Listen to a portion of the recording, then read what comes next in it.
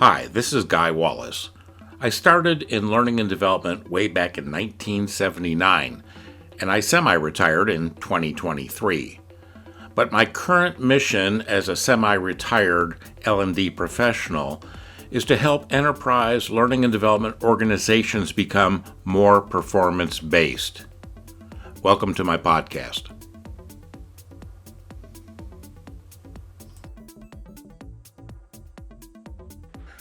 Hey, Jess. First of all, let me thank you for agreeing to do this podcast with me. You and I have never met. We've exchanged comments, I think, on LinkedIn at best, but I've been following you for a while now. I'm not sure exactly how many years it is, but it's been a number of years. And my friend Rance Green mentioned you when I did this podcast with him. And so I thought, okay, I should follow up and check in with you and invite you to come and share a perspective from you on your tools or techniques that you use to better ensure performance and performance impact in the L&D world.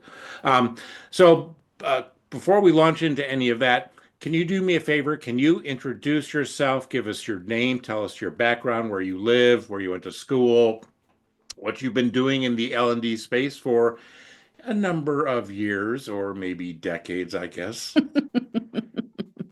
Yes, decades for sure. And Guy, everything you said is true. We have never met, but I have also been a fan of yours and followed you for many years. And Rance Green is a dear friend as well. So thank you. I'm honored to be here, first of all.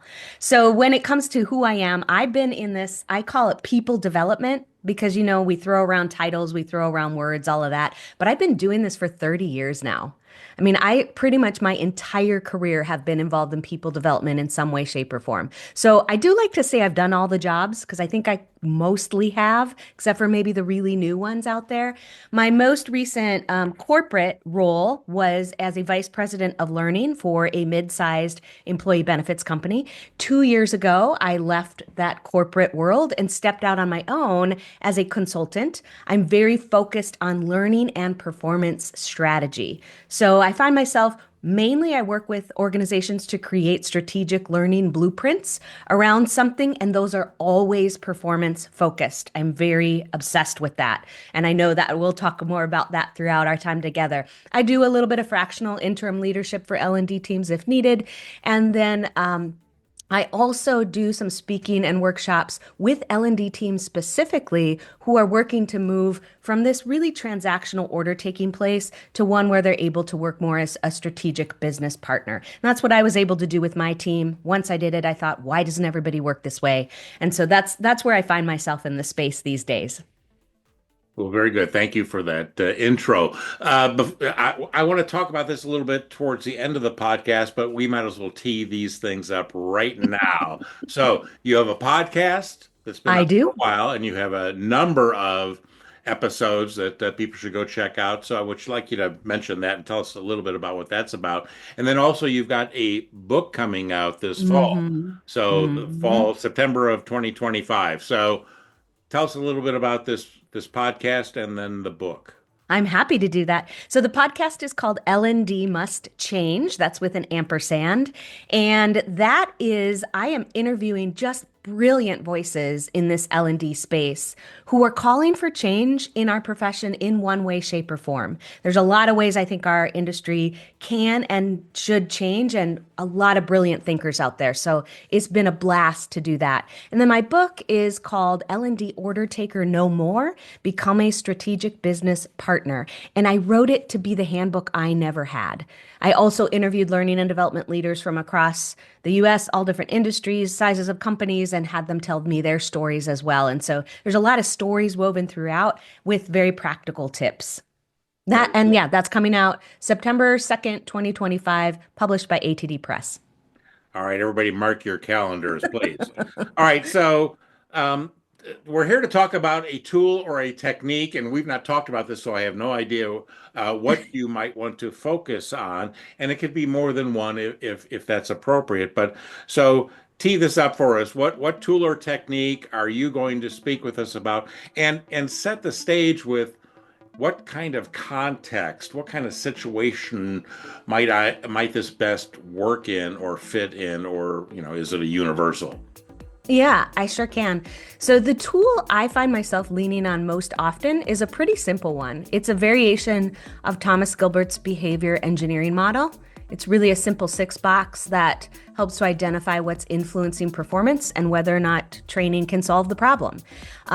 I believe I found the tool when I took a course through ATD many, many years ago, or a variation of it, I should say. That's when I heard about Thomas Gilbert's model. I took an Improving Human Performance course through ATD many years ago. And it was really at this time when I was searching for how to make my team more impactful, more effective in the organization. Because I think, like your listeners, I know this. If they're listening to this, they are trying hard to be L&D or people development rock stars. And I was doing that too throughout my career. And earlier in my career, I thought that meant creating engaging and interactive learning content. And so I learned how to do that to the best of my ability. And then when I started leading teams, I led them to do the same. We were creating rock star products, but they weren't solving the problems in the business. And I really quickly realized that once in a leadership role, because the finger of blame was kind of pointing back at my team and saying, hey, your training must not have been good enough because we still have the problems that we came to you to solve. And I said, wait, something's off here, because I knew the team was doing good work. And so what I learned was it wasn't enough for us to spend our time perfecting our products. We needed to work hand in hand with the business and really dive into the performance issues that they were trying to fix first and foremost before we created anything, because so many of those things can't be solved with training. So when I found the Thomas Gilbert's model, those 6 different areas that are performance influencers per se. So, and influencers, as you know, being neutral, because if they are applied in one way, they can improve performance. They're applied in another way, they detract from performance. So if we have super awesome processes and workflows, our performance will be great. But if that's clunky, it won't be. And this model really clicked for me when having conversations with stakeholders about what their true need was and trying to help get down to that root cause and whether or not training would solve the problem. So that's really the context. I think our stakeholders often come to us and they're not the ones thinking about this stuff. They have a pain point that they just need solved. And they're grasping for whatever they can to think about how they can maybe solve this with a plate that's overflowing. And so they come to training and say, training must fix it. Well, if training isn't going to solve it, then we haven't done anyone any favors. So that's where I found myself most often leaning into that tool. Very cool. The BEM, the behavior engineering model, which was covered by Gilbert in his 1978 book, Human Competence. Yes. You have the newer, updated version of that thing. I think that Carl Binder was instrumental in getting that book through reprint. But so my favorite thing in that book, besides the BEM, there's several things in there, but the page before was the model for creating incompetence. and back in the day, back in the early 80s, my business partner would hand out copies of Gilbert's book to our clients until we had our own book, because handing out books is cooler than handing out business cards. Business cards nowadays are passé. So I would always point to my clients the behavior engineering model, and they'd start looking at that, and then I'd say, well, let's look at this other thing first, and just flip it one page to the model for creating incompetence. And by and large, the clients would always say, oh, that's us. We're doing that one, and this one. But anyway, on to the what Carl Binder calls the 6-box model, or the behavior engineering model, and it's gone through several updates by several different people. So tell us about your version of this wondrous tool. Well, my version has 6 boxes, just like the Gilbert version. I think it's very similar. It's structure and process in one box, resources in another, information and feedback, knowledge and skills, reward/recognition, and then personal capability. And I think those are all items that influence performance, as you know. The one thing that really, I think the reason why this stuck with me so much when I first started to learn about it was there's really only one of those boxes that we can solve with training. And that's the knowledge and skill box. And I think we get confused. Now, I've talked with a lot of groups and shared this model with them. And one of the things they say is, well, wait a minute. Can't we train on information and feedback? Can't we train on coaching?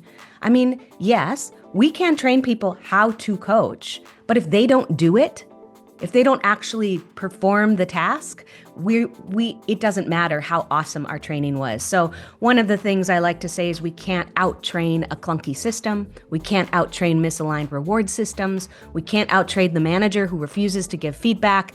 All of these things that fall into these different boxes. So that's the tool. That's kind of my modification of it. Mm-hmm. How I use it, I first and foremost just really have that model in my head when I'm having conversations with stakeholders.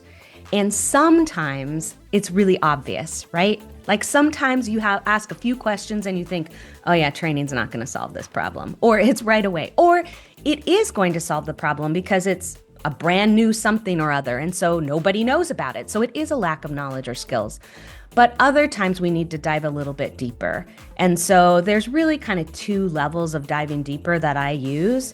One is just deeper level conversation with that stakeholder. And sometimes we get to the outcome there. I had one group that I worked with, and there were two managers who came to me and said, we need a communication boot camp for our customer service specialists because they aren't communicating in the way they should. They're not meeting turnaround time, and they're not providing the right level of detail. So, what do you do, right? First, you start with where the stakeholder is. All right, well, what do you mean by turnaround time? And they had the metrics to show that turnaround times weren't getting met. Well, what do you mean by level of detail? Well, then they got stumped. And one manager said, well, we have this new process where when a customer service agent gets a question that's complicated, they're supposed to pass it along to some analysts who will do the deep dive. As soon as those words came out of this person's mouth, the other manager in the meeting said, oh, no. I really think if they know the answer, it's fine for them to spend the time researching it. So right away, we know this is a misalignment in expectations. And I mean, it's not going to surprise you that on that particular team, they were hemorrhaging people because nobody knew how to be successful. They talked to one manager who told them to do their work one way and another who told them to do their work another way. They were getting their hands slapped for doing the opposite. And so right away, we know this isn't a training issue. So we can have that falls into that structure process box. So then we can have the conversation of, you know what, I really can't train on this until you're aligned on what the outcome is. So if you can work on that, then come back to me. Guess what? They never came back because they got it aligned and it was all well and good. So that's an example of how I would do that, just even in a conversation.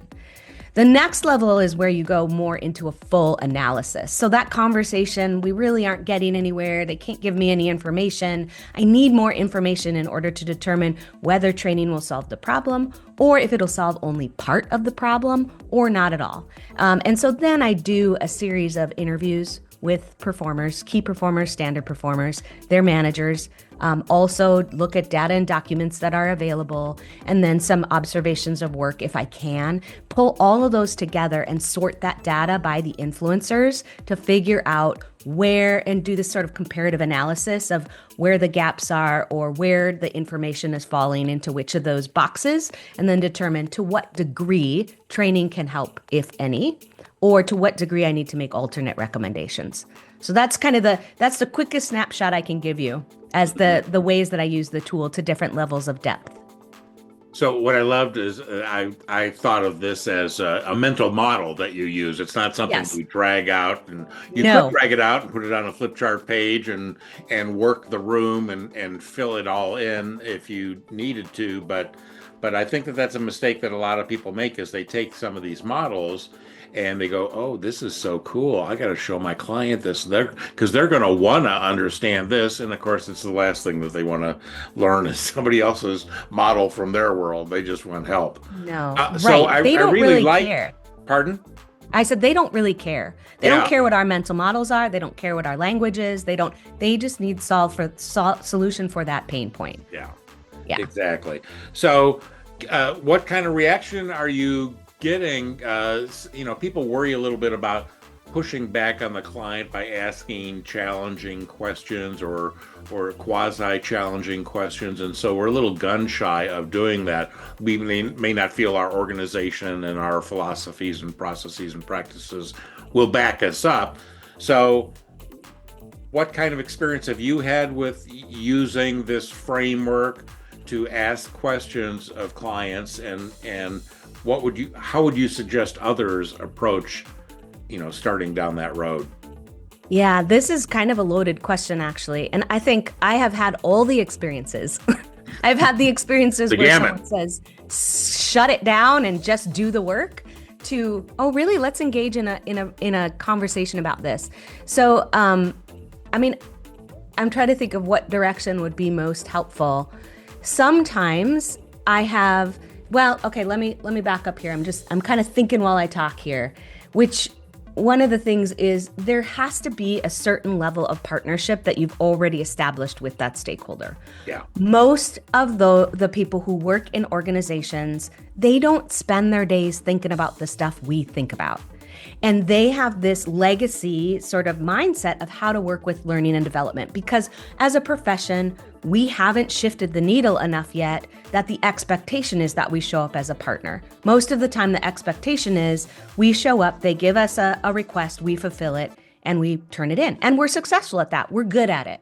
But that doesn't ultimately always help. But it is also how they've, think about how we grew up in education, Guy. The teacher at the front of the room giving us the information. This is kind of the framework that people have in their minds who aren't L&D people. And so it's a mindset shift for everyone in the organization to start to think that, L&D might ask some different questions other than what are your learning outcomes? What are your learning objectives? Which isn't where you start if you want to be talking about performance, of course, because then we're assuming right away that training is the answer, and it may not be. So I generally start my conversation with, again, wherever the client starts. So what are the problem they brought? And then I dive into that, trying to establish that I'm on the same side of the table as them. I'm showing up as your partner, not as a helper. And those are very different. That's a very different mindset. When I show up as your helper, I'm showing up as an equal. But also sometimes I don't have that relationship yet. And it behooves me to take the training request and then work differently in the way that I fulfill it. And I maybe am asking a few of those questions throughout, but part of the reason why I'm taking the request is so that I can get a leg up strategically for the next one.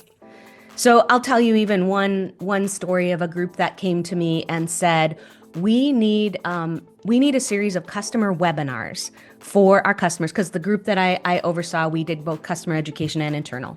And they said, we need customer webinars because it's our busiest time of year. We've sold more business than we've sold in ever. And we don't have the staff, we don't have the bandwidth to make all these phone calls to answer these customer questions. So if we can just get them all on webinars at the same time, we can answer all their questions. It's logical, right? And of course, I start to push back and ask a few questions, and they're like, no, we don't have time for this. A. B, we've already sold the C-suite on it. We're done. You're going. So then it's not that at that moment, I couldn't push back, but what I could do is put some strategy into my response. So what I said was, all right, I'll give you our best people. We'll create these great webinars if, couple conditions. Number one, we infuse measurement into it so we know where it's working, where it isn't working. Number two, you allow me to jump in and do a full analysis of your customer education process after this busy season is over. And they're like, fine, whatever you want. Because at that point they're thinking, no, we just need this done. We created fantastic webinars. They didn't work. Nobody showed up to them. There were a ton of technical glitches, and it didn't reduce the phone calls at all. And so after the fact, A, we had the measurement to show it hadn't worked. B, after the fact, I said, all right, now it's time for the analysis. And I went in and did that full process that we talked about, where the interviews, the work observation, all of that. come to find out, the problem wasn't that they didn't have time to make these phone calls. It was that all of their processes were so manual and clunky that even to every day, these reps had to run a report, and that was an overnight process to see which people they needed to contact in the day. And there was no automation. They had to comb through line by line of a report to figure out who to contact each day. And it was ultimately the same information. And so they were spending hours of time doing these manual tasks that didn't allow them to be helping the customers that needed help at the time. So once that came up, then they started to work to automate more of their processes. And long story, I guess, just a tish longer, they never came asking me for a training ever again. Instead, what happened was they came and said, hey, we've got an issue. Can you maybe talk us through what might be happening here and whether or not training will help? So I converted them from this very transactional relationship to one where we were more partners, but it was almost backwards. I couldn't push back at first. I had to be strategic so that I could do something different next time.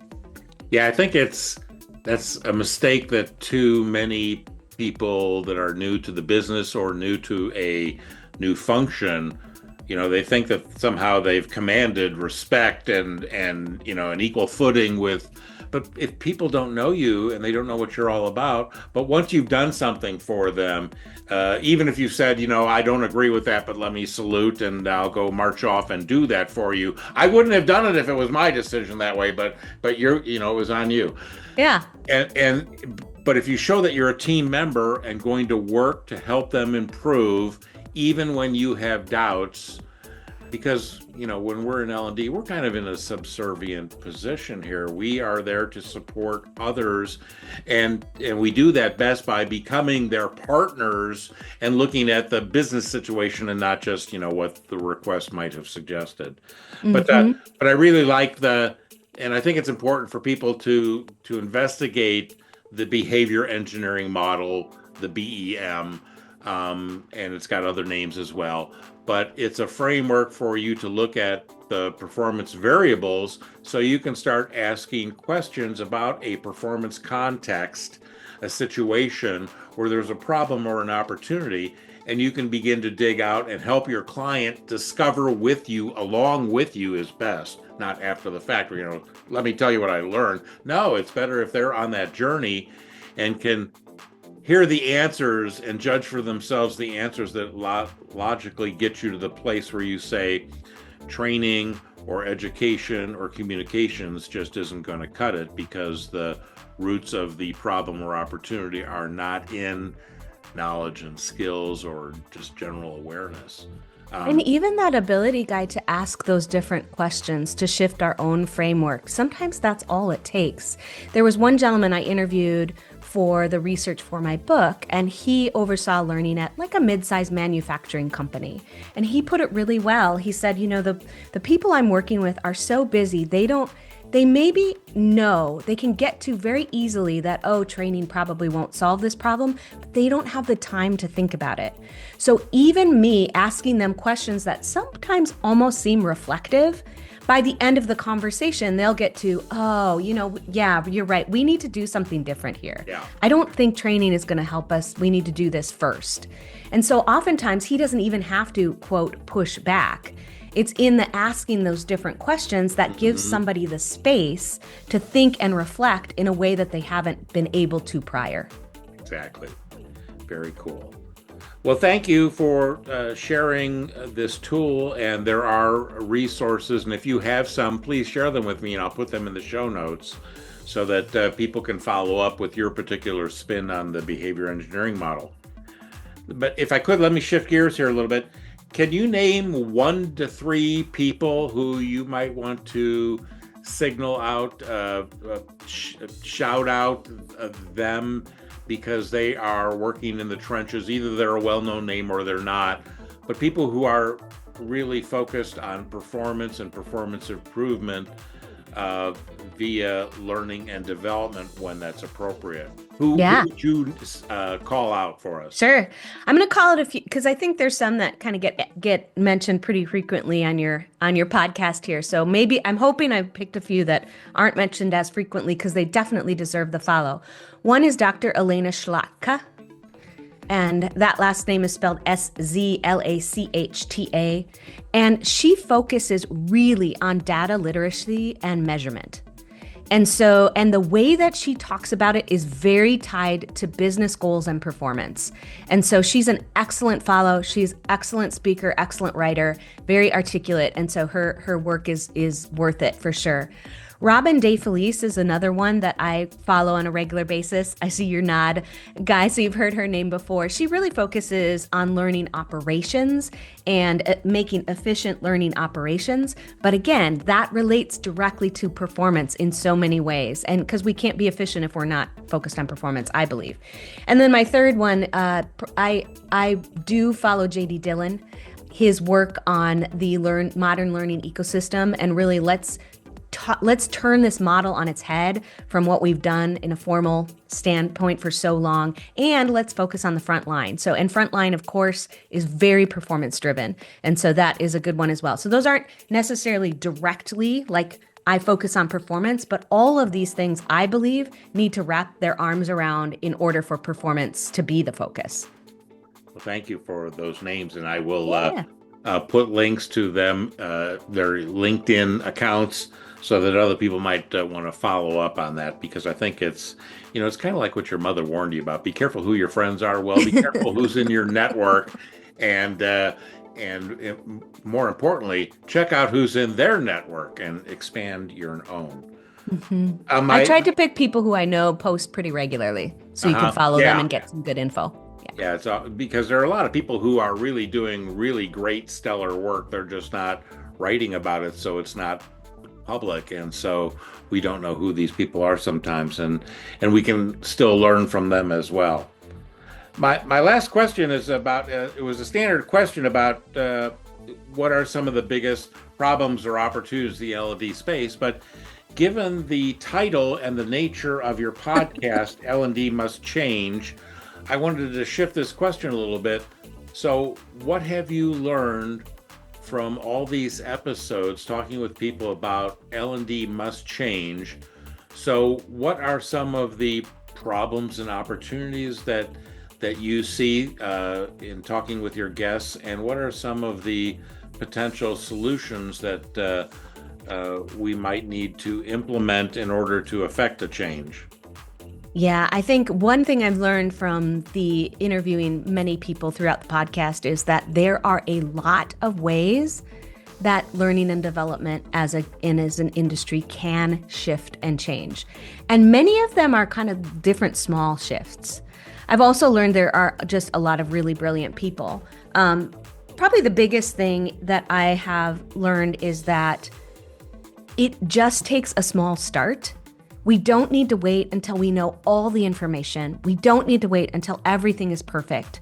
We need to just dive in and start to do little things differently. And that's really the way that ultimately the big things get changed, is it's this series of small things.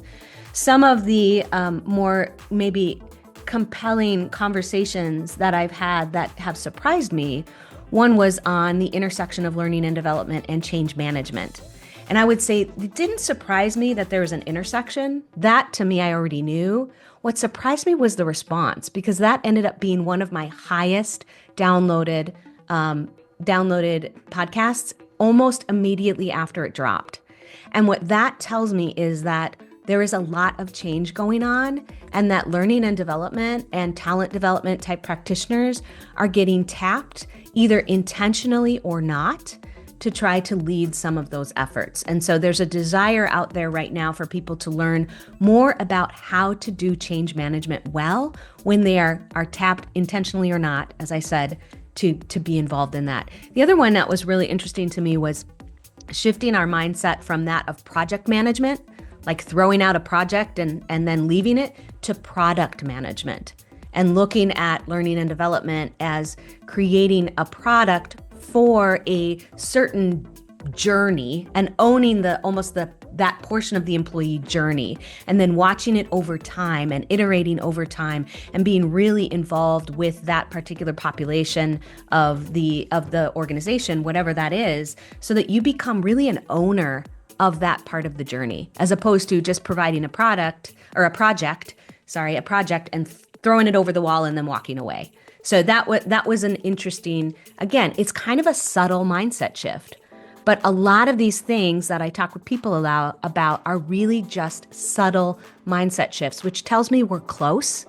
We just need to start doing small things differently, and I think we'll get there. So that's kind of a nutshell, if I could, in the past year of episodes.